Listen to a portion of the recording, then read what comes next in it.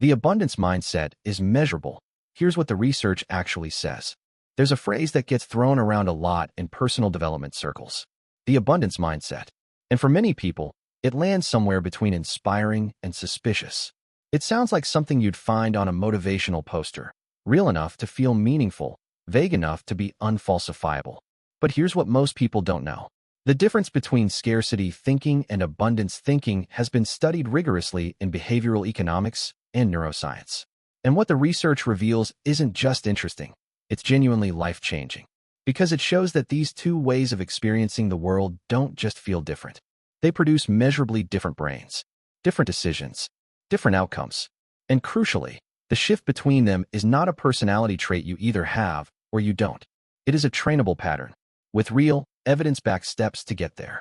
Let's start with what scarcity actually does to you, because the science here is remarkable. Harvard economist Sindel Mullainathan and Princeton psychologist Eldar Shaffer spent years studying what happens to the human mind under conditions of scarcity. When people are preoccupied with immediate shortfalls, whether financial, temporal, or psychological, their ability to think long-term suffers. They called this phenomenon the bandwidth tax. Like a computer running too many programs at once, the mental processor begins to slow down. You don't lose any inherent capacity, just the ability to access the full complement of thinking ordinarily available to you. And what made their work genuinely groundbreaking, and in some circles, controversial, was the conclusion they drew from it. Qualities often considered part of someone's basic character, impulsive behavior, poor financial decisions, and inability to plan ahead, may in fact be the products of a pervasive feeling of scarcity. And when that feeling is constant, it captures and compromises the mind. This means the scarcity mindset isn't a character flaw. It's a cognitive state, one that can be entered and, this is the important part, exited. The neuroscience makes this even more concrete. Researchers using fMRI brain scanning found that a scarcity mindset compared with an abundance mindset increased activity in the orbitofrontal cortex, a region implicated in short-term valuation, while simultaneously decreasing activity in the dorsolateral prefrontal cortex, the area responsible for goal-directed, long-term decision-making.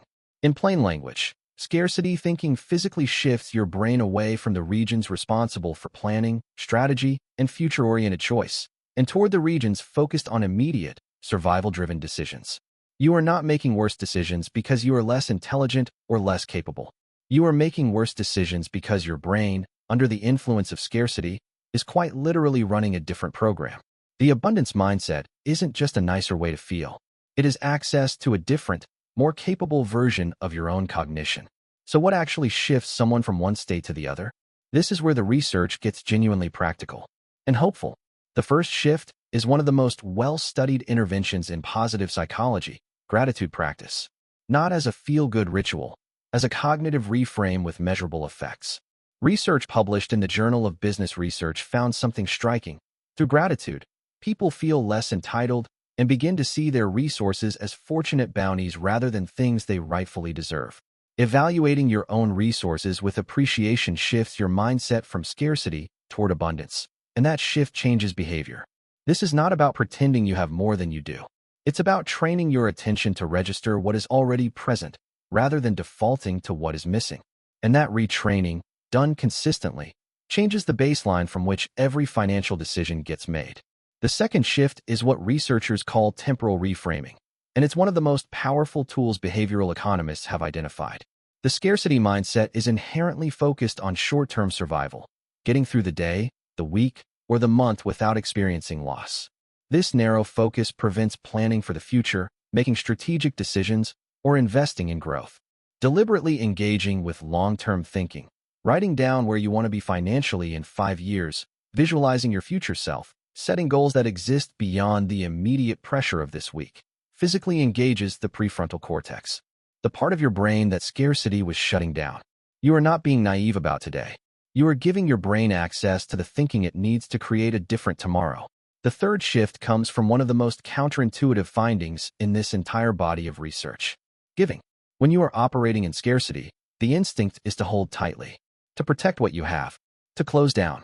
And that instinct makes complete evolutionary sense. It kept our ancestors alive. But research shows that spending money or time helping others makes people happier than spending it on themselves. Giving builds connections, expands your network of resources and support, and increases your overall sense of abundance and personal fulfillment. The act of giving, even something small, sends your nervous system a signal that overrides the scarcity alarm. It says, there is enough here that I can share some. And that signal, repeated over time, begins to recalibrate the baseline. Now here's the piece that ties all of this together, and it comes directly from Mullainathan and Schaffer's own recommendations for breaking the scarcity cycle. They found that the most effective financial behavior change doesn't happen by asking people to sacrifice during times of scarcity. It happens during times of relative abundance, when the bandwidth is available to make clear, forward-thinking decisions. This is why the practices matter so much. Gratitude creates a felt sense of sufficiency. Long-term thinking opens the prefrontal cortex. Giving reinforces an internal signal of enough. Together, they don't just make you feel better. They measurably expand your cognitive bandwidth, which is precisely the resource you need to make the financial decisions that change your trajectory. The abundance mindset is not a luxury available only to people who are already wealthy. It is a cognitive state, one that the research shows can be deliberately cultivated step by step, with evidence behind every practice. The scarcity loop is real. The bandwidth tax is real. But so is the exit. And it starts not with having more. It starts with thinking differently about what you already have. Like and subscribe for more.